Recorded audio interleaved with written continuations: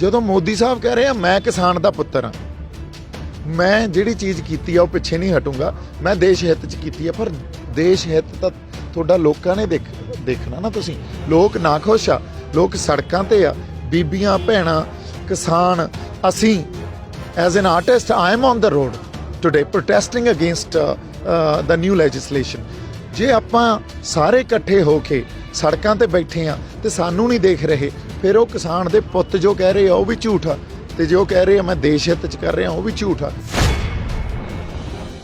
ਜਿਹੜਾ ਫਸਲਾਂ ਦਾ ਮੰਡੀਕਰਨ ਹੁੰਦਾ ਸੀ ਨਾ, ਜਦੋਂ ਮੰਡੀਆਂ 'ਚ ਅਸੀਂ ਫਸਲਾਂ ਸਿੱਟਦੇ ਸੀ ਤਾਂ ਉੱਥੋਂ ਸਾਨੂੰ ਰੈਵਨਿਊ 2-4 ਹਜ਼ਾਰ ਕਰੋੜ ਕਲੈਕਟ ਹੁੰਦਾ ਸੀ। ਜਿਹੜਾ ਰੂਰਲ ਡਿਵੈਲਪਮੈਂਟ ਤੇ ਲੱਗਦਾ ਸੀ ਉਹ ਰੈਵਨਿਊ ਕਿੱਥੋਂ ਆਊਗਾ? ਸੂਬਿਆਂ ਦੇ ਕੋਲੇ ਪਾਵਰ ਨਹੀਂ ਰਹੀ ਵੀ ਆਪਦੇ ਅਸੀਂ ਪਾਲਿਸੀਜ਼ ਬਣਾ ਸਕੀਏ, ਆਪਦੇ ਕੋਈ ਲੈਜਿਸਲੇਸ਼ਨ ਘੜ ਸਕੀਏ ਸਟੇਟ ਦੇ, ਜਾਂ ਅਸੀਂ ਕਿਸੇ ਵੀ ਜਾਂ ਕਾਮਰਸ ਨੂੰ ਜਾਂ ਟੂਰਿਜ਼ਮ ਨੂੰ, ਹੈਲਥ ਨੂੰ, ਐਗਰੀਕਲਚਰ ਨੂੰ ਕਿਸੇ ਨੂੰ ਪ੍ਰੋਟੈਕਟ ਕਰ ਸਕੀਏ। ਸਾਡੇ ਕੋਲ ਹੈ ਹੀ ਨਹੀਂ। ਇਸੇ ਲਈ ਅਸੀਂ ਜੋ ਲੜ ਰਹੇ ਹਾਂ ਜਾਂ ਬਾਕੀ ਸੂਬੇ ਵੀ ਲੜ ਰਹੇ ਆ, ਉਹ ਖੁਦਮੁਖਤਿਆਰੀ ਲਈ ਲੜ ਰਹੇ ਆ। ਜਦੋਂ ਤੱਕ ਪਾਵਰ ਨੇ ਡੀਸੈਂਟਰਲਾਈਜ਼ ਨਹੀਂ ਹੋਣਾ, ਇਹਦੇ ਮਸਲਿਆਂ ਦੇ ਹੱਲ ਨਹੀਂ ਨਿਕਲਣੇ। ਸੋ ਧਰਨਿਆਂ ਤੇ ਮੋਰਚਿਆਂ ਤੇ ਜਿਹੜੇ ਵਿਹਲੇ ਬੰਦੇ ਆ ਉਹ ਨਹੀਂ ਬਹਿੰਦੇ, ਜਿਨ੍ਹਾਂ ਦੇ ਅੰਦਰ ਦਰਦ ਆ, ਜਿਨ੍ਹਾਂ ਦੀਆਂ ਜ਼ਮੀਰਾਂ ਜਾਗਦੀਆਂ, ਜਿਹੜੇ ਆਪਦੇ ਆਈਡੈਂਟਿਟੀ ਲਈ, ਆਪਦੀ ਹੋਂਦ ਲਈ ਲੜ ਰਹੇ ਆ, ਉਹ ਬੈਠੇ ਆ। ਇਸੇ ਕਰਕੇ ਅਸੀਂ ਕਹਿੰਦੇ ਆ ਨਾ, ਪਵਨ ਗੁਰੂ ਪਾਣੀ ਪਿਤਾ ਮਾਤਾ ਧਰਤ ਮਹੱਤ। ਅਸੀਂ ਦਰਜਾ ਕੀ ਦਿੱਤਾ ਇਸ ਧਰਤੀ ਨੂੰ? ਔਰ ਪੰਜਾਬ ਤੋਂ ਜੇ ਸਾਡੀ ਸਿਆਸਤ ਹੀ ਖੋਹ ਲਈ ਜਾਊਗੀ, ਫਿਰ ਸ਼ਹਿਰ ਕੀ ਤੇ ਪਿੰਡ ਕੀ। ਸਤਿ ਸ਼੍ਰੀ ਅਕਾਲ, ਪਬਲਿਕ ਟਾਈਮਸ ਦੇਖ ਰਹੇ ਹੋ ਤੁਸੀਂ ਤੇ ਮੈਂ ਹਾਂ ਕੁਵਰਜੋਤ ਸਿੰਘ। ਇਸ ਸਮੇਂ ਅਸੀਂ ਮੌਜੂਦ ਹਾਂ ਸ਼ੰਭੂ ਮੋਰਚੇ ਤੇ। ਸਾਡੇ ਨਾਲ ਦੀਪ ਸਿੱਧੂ ਮੌਜੂਦ ਨੇ। ਸ਼ੰਭੂ ਮੋਰਚੇ ਤੇ ਪਹਿਲੇ ਦਿਨ ਜਿਹੜੇ ਡਟੇ ਹੋਏ ਨੇ। ਜ਼ਰੂਰ ਪੈਟਰੋਲ ਪੰਪਾਂ ਤੇ ਜਾਂ ਹੋਰ ਵੀ ਪਾਸੇ ਜਿਹੜੇ ਧਰਨੇ ਲੱਗੇ, ਸ਼ਹਿਰੀ ਵੀ ਧਰਨੇ ਲੱਗੇ, ਪਰ ਸ਼ੰਭੂ ਮੋਰਚਾ ਜਿਹੜਾ ਧਰਨਾ ਉਹ ਪਹਿਲੇ ਦਿਨ ਤੋਂ ਜਿਹੜਾ ਚੱਲ ਰਿਹਾ, ਬੁਲਾਰੇ ਆ ਰਹੇ ਨੇ। ਹੁਣ ਦੀਪ ਸਿੱਧੂ ਨਾਲ ਅਸੀਂ ਗੱਲਬਾਤ ਕਰਾਂਗੇ। ਜਿੱਥੇ ਅੱਗੇ ਰਾਵਣ ਨੂੰ ਸਾੜਿਆ ਜਾਂਦਾ ਸੀ, ਅੱਜ ਵੱਖ-ਵੱਖ ਥਾਵਾਂ ਤੇ ਨਰਿੰਦਰ ਮੋਦੀ ਦੇ ਹੋ ਗਏ ਪੁਤਲਿਆਂ ਨੂੰ, ਜਾਂ ਕੈਪਟਨ ਅਮਰਿੰਦਰ ਸਿੰਘ ਜਾਂ ਪ੍ਰਕਾਸ਼ ਸਿੰਘ ਬਾਦਲ ਦੇ ਪੁਤਲਿਆਂ ਨੂੰ ਫੂਕਿਆ ਗਿਆ। ਤੁਸੀਂ ਇਸ ਤੇ ਕੀ ਕਹਿਣਾ ਚਾਹੋਗੇ? ਦੇਖੋ, ਇਸ ਗੱਲ ਤੋਂ ਤੁਹਾਨੂੰ ਸਮਝ ਆਉਂਦਾ ਵੀ ਰੋਸ ਕਿੰਨਾ ਲੋਕਾਂ 'ਚ ਹੈ ਨਾ, ਔਰ ਕਿਸ ਬਦੀ ਨਾਲ ਲੋਕ ਇਹਨਾਂ ਲੀਡਰਾਂ ਨੂੰ ਜਾਂ ਇਹ ਕਾਰਪੋਰੇਟ ਸੈਕਟਰ ਦੇ ਜਿਹੜੇ ਸਾਡੇ ਸਰਮੌਰ ਬੰਦੇ ਆ ਉਹਨਾਂ ਨੂੰ ਕੰਪੇਅਰ ਕਰ ਰਹੇ ਆ। ਮਾਨਸਿਕਤਾ ਜਾਂ ਲੋਕਾਂ ਦੇ ਅਹਿਸਾਸ ਕਿੱਥੋਂ ਤੱਕ ਚਲੇ ਗਏ ਆ, ਕਿਉਂਕਿ ਲੋਕਾਂ ਦੇ ਦਿਲ ਵਲੂੰਧਰੇ ਗਏ ਆ, ਲੋਕ ਦੁਖੀ ਆ। ਅੱਜ ਜੇ ਅਸੀਂ ਪੰਜਾਬ ਦੀ ਗੱਲ ਕਰਦੇ ਆ ਨਾ, ਪੰਜਾਬ ਆਪਦੀ ਹੋਂਦ ਦੀ ਲੜਾਈ ਲੜ ਰਿਹਾ। ਪੰਜਾਬ ਕਿਸਾਨੀ ਦੀ ਲੜਾਈ ਇਕੱਲੀ ਨਹੀਂ ਲੜ ਰਿਹਾ। ਇਹ ਗੱਲ ਸ਼ਹਿਰ 'ਚ ਰਹਿਣ ਵਾਲੇ ਸਾਡੇ ਜਿਹੜੇ ਸਿਟੀਜ਼ਨਸ ਆ, ਜਾਂ ਇਹ ਗੱਲ ਪਿੰਡ 'ਚ ਰਹਿਣ ਵਾਲੇ ਜਿਹੜੇ ਸਾਡੇ ਬੰਦੇ ਆ, ਉਹਨਾਂ ਨੂੰ ਸਮਝ ਆਉਣੀ ਚਾਹੀਦੀ ਆ। ਸਾਡੀ ਜ਼ਮੀਨ ਨਾਲ ਸਾਡਾ ਸੱਭਿਆਚਾਰ, ਸਾਡਾ ਫਲਸਫਾ, ਸਾਡਾ ਇਤਿਹਾਸ, ਸਾਡੀ ਬੋਲੀ ਤੇ ਸਾਡੀ ਆਈਡੈਂਟਿਟੀ ਜੁੜੀ ਹੁੰਦੀ ਆ। ਫਿਰ ਪੰਜਾਬ ਦੀ ਜੇ ਅਸੀਂ ਕਹੀਏ ਸਾਰੀ ਪੋਲੀਟੀਕਲ ਜਿਹੜਾ ਇੱਕ ਸਿਆਸਤ ਆ ਸਾਡੀ, ਉਹ ਵੀ ਧਰਤੀ ਨਾਲ ਜੁੜੀ ਆ। ਜੇ ਕਾਰਪੋਰੇਟਾਈਜੇਸ਼ਨ ਹੋ ਜਾਊਗਾ ਐਗਰੀਕਲਚਰ ਫੀਲਡ ਦਾ, ਤਾਂ ਸਭ ਕੁਝ ਸਾਡੇ ਤੋਂ ਇਹ ਨਿਕਲ ਜੂਗਾ। ਜੇ ਤੁਹਾਡੇ ਕੋਲੋਂ ਸਭ ਕੁਝ ਹੀ ਖੁਰ ਗਿਆ, ਅੱਜ ਜੇ ਅਸੀਂ ਕਹਿੰਦੇ ਹਾਂ ਅੱਜ ਅਸੀਂ ਅਮਰੀਕਾ, ਕੈਨੇਡਾ, ਆਸਟ੍ਰੇਲੀਆ, ਯੂਰਪ 'ਚ ਜਾਂਦੇ ਹਾਂ, ਮਾਡਰਨ ਸੁਸਾਇਟੀ ਦੀ ਗੱਲ ਕਰਦੇ ਹਾਂ ਨਾ। ਮਾਡਰਨ ਸੁਸਾਇਟੀ ਦੀ ਮੈਂ ਤੁਹਾਨੂੰ ਐਗਜ਼ਾਮਪਲ ਦਿੰਦਾ। ਯੂਰਪ ਸਿਵਲਾਈਜੇਸ਼ਨ ਸਭ ਤੋਂ ਪੁਰਾਣੀ ਸਿਵਲਾਈਜੇਸ਼ਨ ਆ, ਜਿੱਥੋਂ ਮਾਡਰਨ ਸਿਵਲਾਈਜੇਸ਼ਨ ਨੇ ਜਨਮ ਲਿਆ, ਜਿੱਥੋਂ ਡੈਮੋਕ੍ਰੈਟਿਕ ਸਟਰਕਚਰ ਨੇ ਜਨਮ ਲਿਆ। ਯੂਰਪ ਸਿਵਲਾਈਜੇਸ਼ਨ ਵੀ ਅੱਜ ਇਹ ਗੱਲ ਸਮਝਦੀ ਆ, ਖੁਦ ਮੁਖਤਿਆਰੀ ਨੂੰ ਅਹਿਮੀਅਤ ਦਿੰਦੇ ਆ ਵੀ ਡਿਵੈਲਪਮੈਂਟ ਆ ਜਿਹੜੀ ਉਹ ਲੋਕਲਾਈਜ਼ ਹੋਣੀ ਚਾਹੀਦੀ ਆ, ਉਹ ਸੈਂਟਰਲਾਈਜ਼ ਨਹੀਂ ਹੋਣੀ ਚਾਹੀਦੀ। ਇਸੇ ਤਰ੍ਹਾਂ ਸਵਿਟਜ਼ਰਲੈਂਡ ਦੀ ਐਗਜ਼ਾਮਪਲ ਮੈਂ ਤੁਹਾਨੂੰ ਦਿੰਦਾ। ਉਹਨਾਂ ਦਾ ਮੋਟੋ ਹੀ, ਸਰਕਾਰ ਦਾ ਮੋਟੋ ਆ ਸਮਾਲ ਇਜ਼ ਬਿਊਟੀਫੁਲ। ਉੱਥੇ ਕੋਈ ਵੀ 100 ਬੰਦੇ 150 ਬੰਦੇ ਉੱਠ ਕੇ ਖੜੇ ਹੋ ਜਾਂਦੇ ਆ, ਕਹਿੰਦੇ ਜੀ ਸਾਨੂੰ ਵੱਖ ਡਿਕਲੇਅਰ ਕਰੋ ਤੁਸੀਂ, ਅਸੀਂ ਵੱਖਰੇ ਆ। ਉਹ ਕਹਿ ਦਿੰਦੇ ਲੈ ਲਓ ਤੁਸੀਂ। 22 ਕੈਂਟੋਜ਼ ਆ ਸਵਿਟਜ਼ਰਲੈਂਡ 'ਚ। ਕਿੱਡੇ ਛੋਟੇ ਛੋਟੇ ਮੁਲਕ ਆ ਯੂਰਪ ਦੇ। ਜੇ ਯੂਨੀਅਨ ਆਫ ਇੰਡੀਆ, ਜਿਹੜਾ ਇੱਕ ਯੂਨੀਅਨ ਆਫ ਇੰਡੀਆ ਨੂੰ ਆਪਾਂ ਗੱਲ ਕਰਦੇ ਹਾਂ, ਇਸ ਦੇਸ਼ ਦੀ ਗੱਲ ਕਰਦੇ ਹਾਂ, ਜਦੋਂ ਤੱਕ ਸਰਕਾਰਾਂ ਇਹ ਨਹੀਂ ਸਮਝਣਗੀਆਂ ਵੀ ਹਰ ਖਿੱਤੇ ਦੀ ਜਾਂ ਹਰ ਸਟੇਟ ਦੀ ਆਪਦੀ ਇੱਕ ਵਿਲੱਖਣਤਾ, ਹਰ ਸਟੇਟ 'ਚ ਜਿਹੜਾ ਮਲਟੀਕਲਚਰਲਿਜ਼ਮ ਆ ਉਹਨੂੰ ਪ੍ਰੀਜ਼ਰਵ ਕਰਨਾ ਚਾਹੀਦਾ, ਔਰ ਉਸ ਮਲਟੀਕਲਚਰਲਿਜ਼ਮ ਦੇ ਅੰਦਰ ਹੀ ਉਹਨਾਂ ਦੀ ਬੋਲੀ, ਉਹਨਾਂ ਦਾ ਇਤਿਹਾਸ, ਉਹਨਾਂ ਦੀ ਰਹਿਣੀ ਸਹਿਣੀ ਵਿਰਾਸਤ, ਉਹਨਾਂ ਦਾ ਫਲਸਫਾ ਸਭ ਕੁਝ ਉਸ ਮਲਟੀਕਲਚਰਲਿਜ਼ਮ ਦੇ ਅੰਡਰ ਆਉਂਦਾ। ਜਦੋਂ ਤੱਕ ਉਹਨੂੰ ਮਾਣ ਸਨਮਾਨ ਨਹੀਂ ਦੇਣਗੀਆਂ, ਉਹਨੂੰ ਐਕਨੋਲੇਜ ਨਹੀਂ ਕਰਨਗੀਆਂ, ਉਦੋਂ ਤੱਕ ਇਹ ਕਾਲੇ ਕਾਨੂੰਨ ਬਣਦੇ ਰਹਿਣਗੇ। ਇਹ ਅੱਜ ਜੇ ਪੰਜਾਬ ਲੜਾਈ ਲੜ ਰਿਹਾ ਨਾ, ਤਾਂ ਪੰਜਾਬ ਉਹ ਸਾਰੇ ਮਲਟੀਕਲਚਰਲਿਜ਼ਮ ਨੂੰ ਬਚਾਉਣ ਦੀ ਲੜਾਈ ਲੜ ਰਿਹਾ, ਜਿਹਨੂੰ ਤੁਸੀਂ ਇਹ ਦੇਖ ਲਓ, ਕੈਨੇਡਾ ਕੋਈ ਵੱਖਰਾ ਮੁਲਕ ਥੋੜ੍ਹੀ ਹੈ, ਇੱਕ ਮੁਲਕ ਸਾਰਾ ਇੱਕੋ ਹੀ ਹੈ ਨਾ, ਪਰ ਕੈਨੇਡਾ ਦੇ ਅੰਦਰ ਜਿੰਨੇ ਸਟੇਟ ਆ ਉਹਨਾਂ ਦੇ ਝੰਡੇ ਵੀ ਵੱਖਰੇ ਵੱਖਰੇ ਆ। ਸੋਚੋ ਕਿੰਨਾ ਉਹਨਾਂ ਨੇ ਇਹ ਗੱਲ ਸਮਝ ਲਈ, ਵੈਸਟ ਨੇ ਇਹ ਗੱਲ ਸਮਝ ਲਈ ਵੀ multiculturalism is very very important. They don't want to create homogeneous society. ਇੱਕ ਤਰ੍ਹਾਂ ਦਾ ਸਮਾਜ ਨਹੀਂ ਸਿਰਜ ਰਹੇ ਉਹ। ਸਟੇਟ ਆਪਣਾ US United state of America 'ਚ ਜਿਹੜੇ ਉਹਨਾਂ ਦੇ ਸਟੇਟਸ ਆ ਨਾ, ਉਹਨਾਂ 'ਚ ਵੱਖਰੇ ਵੱਖਰੇ ਕਾਨੂੰਨ ਆ। ਦੇਖੋ ਤੁਸੀਂ ਕਿੱਥੋਂ ਤੱਕ ਹੱਕ ਮਿਲੇ ਹੋਏ ਆ। ਅੱਜ ਜੇ ਪੰਜਾਬ ਕਹਿੰਦਾ ਸਾਨੂੰ ਸਾਡੇ ਫੈਸਲੇ ਕਰਨ ਦੇ ਹੱਕ ਮਿਲਣੇ ਚਾਹੀਦੇ ਆ, ਤਾਂ ਪੰਜਾਬ ਇਹ ਨਹੀਂ ਕਹਿੰਦਾ ਇਕੱਲੇ ਪੰਜਾਬ ਨੂੰ ਦਿਓ। ਪੰਜਾਬ ਕਹਿੰਦਾ ਤੁਸੀਂ ਮਹਾਰਾਸ਼ਟਰ ਨੂੰ ਵੀ ਦੇ ਦਿਓ, ਤੁਸੀਂ ਹਰਿਆਣੇ ਨੂੰ ਵੀ ਦੇ ਦਿਓ, ਤੁਸੀਂ ਗੁਜਰਾਤ ਨੂੰ ਵੀ ਦੇ ਦਿਓ, ਤੁਸੀਂ ਤਾਮਿਲਨਾਡੂ ਨੂੰ ਵੀ ਦੇ ਦਿਓ, ਬੰਗਾਲ ਨੂੰ ਵੀ ਦੇ ਦਿਓ। ਮੰਗੀ ਵੀ ਜਾਂਦੇ ਆ। ਸੋ ਜਿਹੜਾ ਸੰਘਰਸ਼ ਆਪਾਂ ਲੜ ਰਹੇ ਆ, ਪੰਜਾਬ ਦਾ ਮਲਟੀਕਲਚਰਲਿਜ਼ਮ ਆ, ਜਿਹੜਾ ਬਹੁ ਕੌਮੀਅਤ ਆ ਜਾਂ ਵੰਨ ਸਵੰਨਤਾ ਸਾਡੀ, ਉਹਨੂੰ ਬਚਾਉਣ ਦੀ ਕੋਸ਼ਿਸ਼ ਕਰ ਰਹੇ ਆ, ਉਹਨੂੰ ਬਚਾਉਣ ਖਾਤਰ ਲੜ ਰਹੇ ਆ। ਇਸ ਕਰਕੇ ਇਹ ਸੰਘਰਸ਼ ਇਕੱਲੇ ਕਿਸਾਨਾਂ ਦਾ ਨਹੀਂ ਆ। I think everyone staying in Punjab should come and take part in it. Deep Sidhu ji, ਜਿਹੜਾ ਗੱਲ ਹੈ, ਪੰਜਾਬ ਸਰਕਾਰ ਨੇ ਬਿੱਲ ਇਸ ਦੇ ਜਿਹੜਾ ਹੈ ਪੈਰਲਲ ਪਾਸ ਕਰਤਾ। ਵਿਧਾਨ ਸਭਾ 'ਚ ਸਪੈਸ਼ਲ ਇਜਲਾਸ ਬੁਲਾਇਆ ਗਿਆ। ਤੁਸੀਂ ਉਸ ਬਿੱਲ ਬਾਰੇ ਕੀ ਕਹੋਗੇ ਵੀ ਉਹ ਬਿੱਲ ਹੈ ਕਿ ਇਹਦੇ ਜਿਹੜੇ ਹੈ ਜਿਹੜੀ ਸਭ ਕੁਝ ਪਾਸ ਕੀਤਾ ਗਿਆ, ਇਹਨੂੰ ਘਟਾ ਸਕਦਾ ਹੈ, ਇਹਨੂੰ ਰੋਕ ਸਕਦਾ ਹੈ, ਜਿਹੜੀ ਇਹਦੀ ਖਾਮੀਆਂ ਨੇ ਉਹਨੂੰ ਘਟਾ ਸਕਦਾ ਹੈ? ਨਹੀਂ ਜੀ, ਇਹ ਨਹੀਂ ਹੋ ਸਕਦਾ। ਰੀਜ਼ਨ ਇਹਦਾ ਸਾਡੇ ਸਾਹਮਣੇ ਪਿਆ। ਜਿਹੜੀ MSP ਹੈ ਨਾ, ਉਹ ਸੈਂਟਰ ਨੇ ਦੇਣੀ ਆ। ਸੈਂਟਰ ਨੇ ਉਹ ਇੱਕ ਸਹੂਲਤ ਦਿੱਤੀ ਸੀ ਕਿਸਾਨਾਂ ਨੂੰ। ਹੁਣ MSP ਦਾ ਲਾਅ ਜੇ ਅੱਜ ਸਟੇਟਸ ਗਵਰਨਮੈਂਟ ਬਣਾ ਰਹੀ ਆ, ਤਾਂ ਸੈਂਟਰ ਨੇ ਉਹ ਜਿਹੜੇ ਲਾਜ਼ ਘੜੇ ਆ ਜਾਂ ਉਹ ਲੈਜਿਸਲੇਸ਼ਨ ਜਿਹੜੀਆਂ ਬਣਾਈਆਂ, ਇਨੈਕਟ ਕੀਤੀਆਂ, ਉਹ ਟ੍ਰੇਡ ਐਂਡ ਕਾਮਰਸ 'ਚੋਂ ਬਣਾਈਆਂ, ਜਿਹੜਾ ਸੈਂਟਰ ਦਾ ਅਧਿਕਾਰ ਆ ਕਨਸਟੀਟਿਊਸ਼ਨ 'ਚ। ਜੇ ਸਟੇਟ ਟ੍ਰੇਡ ਐਂਡ ਕਾਮਰਸ ਦੇ ਉੱਤੇ ਕੋਈ ਲਾਅ ਬਣਾਉਂਦਾ, ਤਾਂ ਸਟੇਟ ਕੋਲੇ ਪਹਿਲਾਂ ਤਾਂ ਅਧਿਕਾਰ ਹੀ ਨਹੀਂ ਆ। ਜੇ ਉਹਦੀ ਕਨਸਟੀਟਿਊਸ਼ਨਲ ਵੈਲਿਡਿਟੀ ਜਦੋਂ ਚੈਲੰਜ ਹੋਊਗੀ ਸੁਪਰੀਮ ਕੋਰਟ 'ਚ, ਤਾਂ ਉਹਨਾਂ ਨੇ ਸਟੇ ਹੋ ਜਾਣਾ।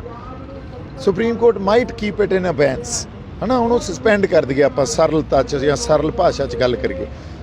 ਅਗਲੀ ਗੱਲ, ਜਿਹੜਾ ਫਸਲਾਂ ਦਾ ਮੰਡੀਕਰਨ ਹੁੰਦਾ ਸੀ ਨਾ, ਜਦੋਂ ਮੰਡੀਆਂ 'ਚ ਅਸੀਂ ਫਸਲਾਂ ਸਿੱਟਦੇ ਸੀ, ਤਾਂ ਉੱਥੋਂ ਸਾਨੂੰ ਰੈਵਨਿਊ 2-4 ਹਜ਼ਾਰ ਕਰੋੜ ਕਲੈਕਟ ਹੁੰਦਾ ਸੀ, ਜਿਹੜਾ ਰੂਰਲ ਡਿਵੈਲਪਮੈਂਟ 'ਤੇ ਲੱਗਦਾ ਸੀ।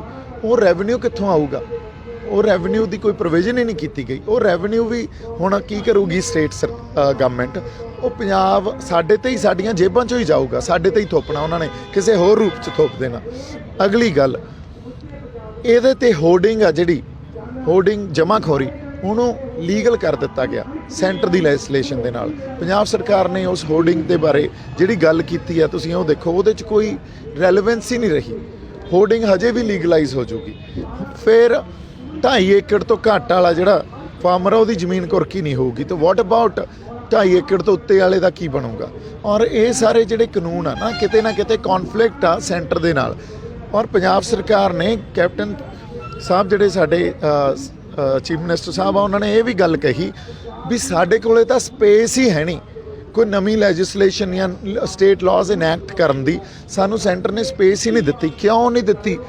ਕਿਉਂਕਿ ਸਮੇਂ-ਸਮੇਂ ਤੋਂ ਅਮੈਂਡਮੈਂਟਸ ਕਰਕੇ ਜਿਹੜੀ ਸੈਂਟਰ ਸਰਕਾਰ ਆ ਨਾ, ਉਸ ਕਨਸਟੀਟਿਊਸ਼ਨ 'ਚ ਅਮੈਂਡਮੈਂਟਸ ਕਰਕੇ ਸਾਰੀ ਪਾਵਰ ਆ ਉਹਨੂੰ ਸੈਂਟਰਲਾਈਜ਼ ਕਰ ਲਿਆ।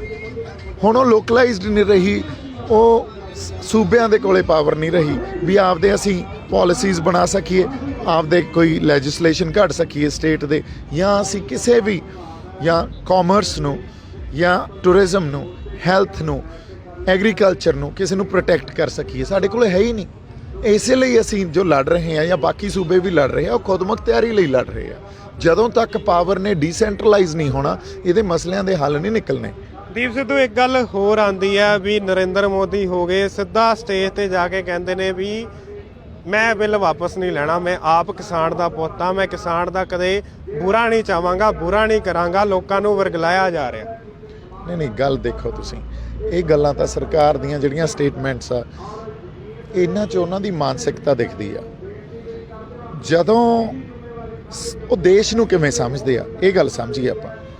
ਦੇਸ਼ ਇੱਕ ਕਿਸੇ ਸਰਹੱਦ ਦੇ ਅੰਦਰ ਭੂਗੋਲਿਕ ਖਿੱਤਾ ਹੁੰਦਾ, ਫਿਰ ਤਾਂ ਗੁਰੂ ਨਾਨਕ ਸਾਹਿਬ ਨੇ ਕਿਹਾ ਸੀ ਮਾਤਾ ਧਰਤ ਮਹੱਤ। ਜੇ ਮਾਤਾ ਕੱਲੀ ਇੱਕ ਹੱਦਾਂ ਦੇ ਅੰਦਰ ਦਾ ਖਿੱਤਾ ਹੋਈ ਤਾਂ ਬਾਕੀ ਜਿਹੜੀ ਉਹਨੂੰ ਮਾਤਾ ਨਹੀਂ ਕਹਾਂਗੇ ਧਰਤੀ ਨੂੰ ਆਪਾਂ, ਜਾਂ ਬਾਕੀ ਧਰਤੀ ਉਸ ਪਵਿੱਤਰਤਾ ਨਾਲ ਜਿਵੇਂ ਸੰਬੋਧਨ ਕੀਤਾ ਗਿਆ ਉਵੇਂ ਪਵਿੱਤਰ ਨਹੀਂ ਰਹੂਗੀ। ਸੋ ਧਰਤੀ ਨੂੰ ਜਦੋਂ ਮਾਤਾ ਕਿਹਾ ਗਿਆ ਤਾਂ ਸਾਰੀ ਧਰਤੀ ਨੂੰ ਹੀ ਕਿਹਾ ਗਿਆ।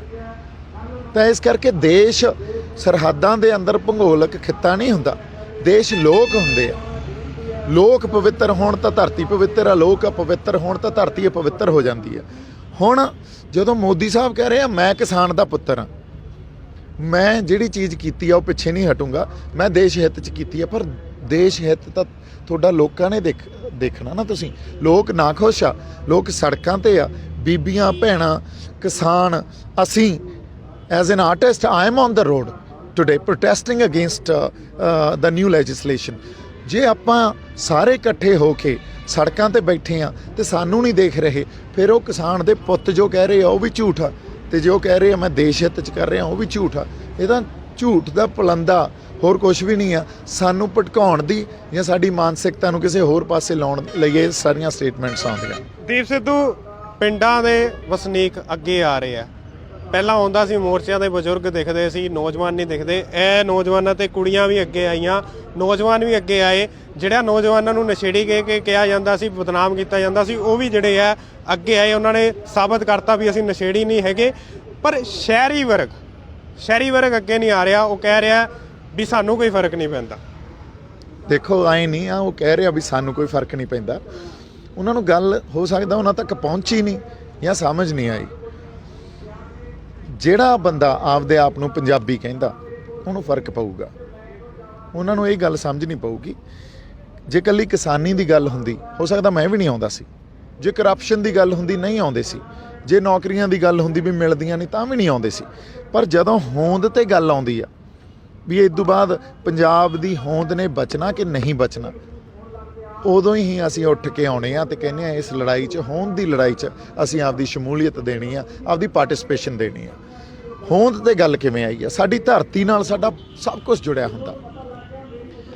ਅੱਜ ਅਸੀਂ ਅਮਰੀਕਾ, ਕੈਨੇਡਾ, ਆਸਟ੍ਰੇਲੀਆ ਜਾਂਦੇ ਆ, ਸਾਡੀ ਇੱਜ਼ਤ ਉੱਥੇ ਤਾਂ ਹੀ ਆ ਜੇ ਸਾਡੇ ਪਿੱਛੇ ਪੰਜਾਬ ਖੜਾ।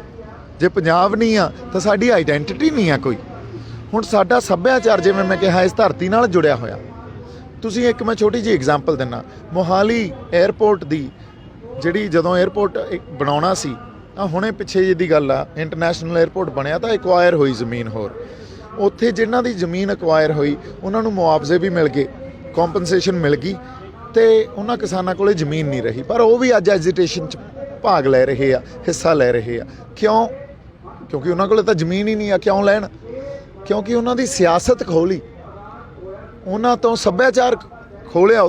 ਜਿਹੜਾ ਪਿੰਡ ਵਸਦੇ ਸੀ ਨਾ ਉੱਥੇ ਉਹ ਰਹਿੰਦੇ ਸੀ, ਉਸ ਧਰਤੀ ਨਾਲ ਉਹਨਾਂ ਦਾ ਸੱਭਿਆਚਾਰ ਜੁੜਿਆ ਸੀ, ਉਹਨਾਂ ਦੀ ਸਿਆਸਤ ਜੁੜੀ ਸੀ, ਉਸ ਧਰਤੀ ਨਾਲ ਉਹਨਾਂ ਦੇ ਫਲਸਫੇ ਜੁੜੇ ਸੀ, ਉਸ ਧਰਤੀ ਨਾਲ ਇੱਕ ਜਿਹੜਾ ਰਿਸ਼ਤਾ ਸਾਡਾ।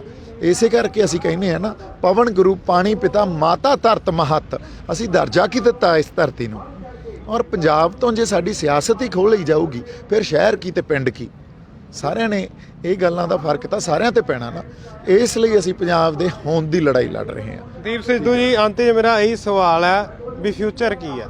ਸਰਕਾਰ ਵਾਪਸ ਨਹੀਂ ਲੈ ਰਹੀ। ਪੰਜਾਬ ਸਰਕਾਰ ਨੇ ਵੀ ਬਿੱਲ ਆਪਣਾ ਲਾਂਚ ਕਰਤਾ, ਉਹ ਵੀ ਗਵਰਨਰ ਨੇ ਜਿਹੜਾ ਸਾਈਨ ਨਹੀਂ ਕੀਤਾ, ਅਟਕ ਗਿਆ। ਹੁਣ ਇਹਦਾ ਫਿਊਚਰ ਕੀ ਹੈ? ਫਿਊਚਰ ਵਾਸਤੇ ਅਸੀਂ ਕੱਲ੍ਹ ਇੱਕ ਪ੍ਰੈਸ ਕਾਨਫਰੰਸ ਕਰ ਰਹੇ ਹਾਂ ਚੰਡੀਗੜ੍ਹ। ਉਹਦੇ 'ਚ ਤੁਹਾਡੇ ਨਾਲ ਸਾਰੀਆਂ ਫਿਊਚਰ ਦੀਆਂ ਜਿਹੜੀਆਂ ਗੱਲਾਂ ਉਹ ਤੁਹਾਡੇ ਨਾਲ ਸਾਂਝੀਆਂ ਕਰਾਂਗੇ।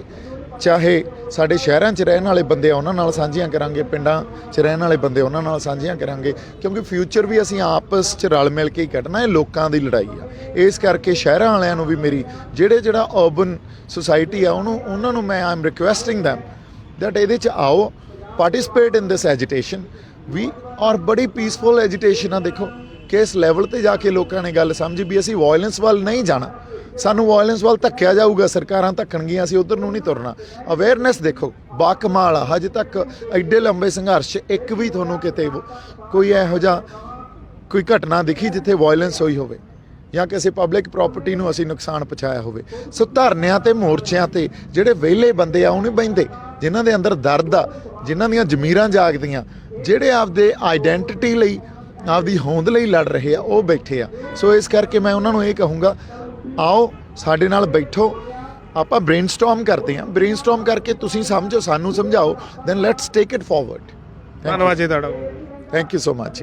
ਸੋ ਇਹ ਸਨ ਸਾਡੇ ਨਾਲ ਦੀਪ ਸਿੰਘ ਤੇ ਅਸੀਂ ਇਹਨਾਂ ਨਾਲ ਗੱਲਬਾਤ ਕਰਕੇ ਹਟੇ ਹਾਂ। ਸੋ ਇਹ ਸੀਗੀ ਅੱਜ ਦੀ ਖਬਰ। ਵਧੇਰੀ ਖਬਰਾਂ ਲਈ ਜੁੜੇ ਰਹੋ ਪਬਲਿਕ ਟਾਈਮਸ ਦੇ ਨਾਲ। ਕੁਵਰਜੋਤ ਸਿੰਘ ਦੀ ਰਿਪੋਰਟ। ਵਧੇਰੇ ਜਾਣਕਾਰੀ ਲਈ ਸਬਸਕ੍ਰਾਈਬ ਕਰੋ ਸਾਡਾ YouTube ਚੈਨਲ ਪਬਲਿਕ ਟਾਈਮਸ ਅਤੇ ਨੋਟੀਫਿਕੇਸ਼ਨ ਲਈ ਬੈਲ ਆਈਕਨ ਤੇ ਕਲਿੱਕ ਕਰਨਾ ਨਾ ਭੁੱਲੋ।